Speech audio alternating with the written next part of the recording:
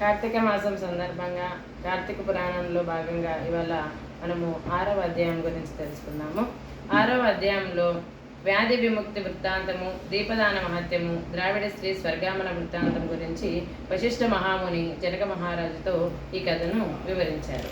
జనక మహారాజా వినుము. కార్తీక మాసమందు భక్తితో మాసమంతయు హరికి కస్తూరితోనూ గంధముతోనూ పంచామృతాలతోనూ స్నానం చేయించిన వాడు 10,000 అశ్వమేధ యాగం ఫలమును పొంది తుదుకు పరమపదమును పొందుదును.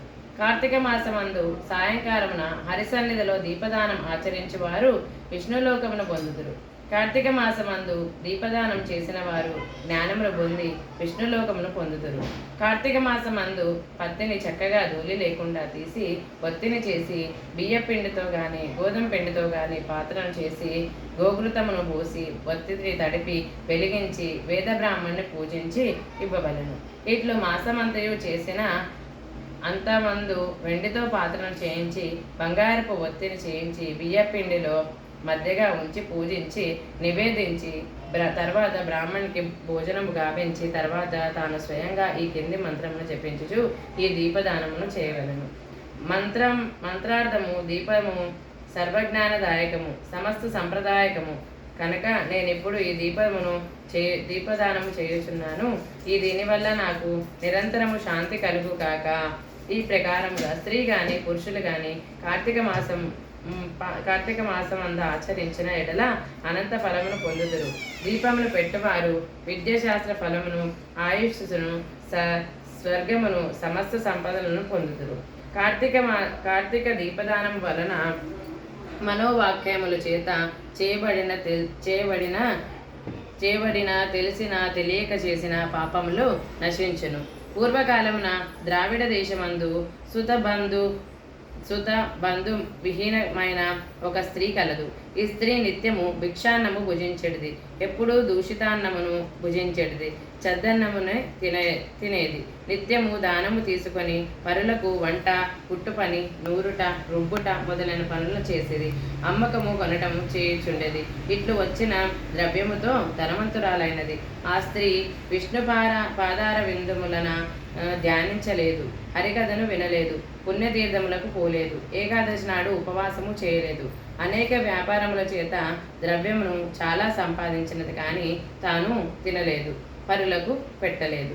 ఇట్లు అజ్ఞానంతో మునిగి ఉన్న ఆమె ఇంటికి దైవయోగము వలన శ్రీరంగమునకు కోరిక గల ఒక బ్రాహ్మణుడు వచ్చి దాన్ని స్తుతించి చూచి, అయ్యో ఈ చిన్నది అన్యాయంగా నరకమేళ పాలు కాగలదని దయ కలిగి ఆమెతో ఇట్లా చెప్పాను.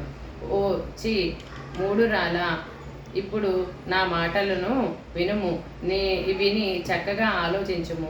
ఈ దేహము సుఖదుఖములతో కూడినది. చర్మము, మాంసము, ఎముకలు వీటితో కూడినది. దుఃఖములు నిలయము. భూమి, ఆకాశం, వాయువు, అగ్ని, జలములను పంచభూతముల వలన కలిగినది. దేహము నశించగా పంచభూతములు చూరులందు పడిన వర్షబిందువు వలె పడి తొలగిపోవును. ఈ దేహమును నీటి మీద బుడగ వలె నశించును. ఇది నిశ్చయము. నిత్యముగా దేహము నిత్యమని నమ్మితివి. ఇది అగ్నిలో పడిన మిడత వలె నశించును. కాబట్టి మోహమును విడుము. సత్యస్వరూపుడు భూతములందు దయగలగవాడు హరిని ధ్యానించుము. కామమనగా కోరిక, క్రోధమనగా కోపము, లోభమనగా ఆశ, మోహమనగా మమకారము, అహంకారులు వీటిని విడువుము. ద్రవ్యము వదులుము. నిశ్చలమైన భక్తితో హరిని పాదారవింద ధ్యానము చేయము. కార్తీక మాసమందు ప్రాతస్నానం ఆచరించుము. విష్ణుప్రీతిగా దానము చేయము. బ్రాహ్మణులకు దీపదానము చేయము. అట్లా చేసిన ఎడల అనేక జన్మల పాపములు నశించును. ఇందులో ఏ సందేహం లేదు అని చెప్పాను. ఆ బ్రాహ్మణుడు ఆ స్త్రీకి వివరించి చెప్పినాడు. ఇట్లు చెప్పిన బ్రాహ్మణుడు తూర్పుగా వెళ్ళెను. తర్వాత ఆ మాటను నమ్మి విచారించి ఆశ్చర్యముంది చేసిన పాపకములు పగచి కార్తీక వ్రతమును ఆరంభించెను. సూర్యోదయ సమయమున శీతోదక స్నానం, హరిపూజ, దీపదానం, తర్వాత పురాణ శ్రవణము. ఈ ప్రకారముగా కార్తీక మాసం నెల రోజులను చేసి బ్రాహ్మణ భోజనం సమారాధన చేసెను.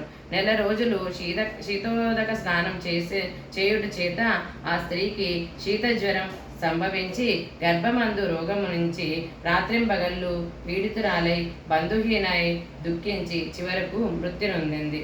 తర్వాత విమానమెక్కి శాశ్వత స్వర్గములకు పొందినది. కాబట్టి కార్తీక మాసం నందు అన్నిటికంటే దీపదానము అధిక పుణ్యమైనది. కార్తీక దీపదానం తెలిసి తెలియక చేసిన పాపములను నశింపచేయను. ఇట్లు పూర్వము శివుడు పలికెను. రాజా, ఈ రహస్యము నీకు చెప్పితిని. దీనిని విన్నవారు జన్మ సంసార బంధనమును తెంచుకొని వైకుంఠమునకు పొందురు. ఈ 6వ అధ్యాయంలో మనము దీపదాన మహత్యం గురించి తెలుసుకుందాము. శుభం.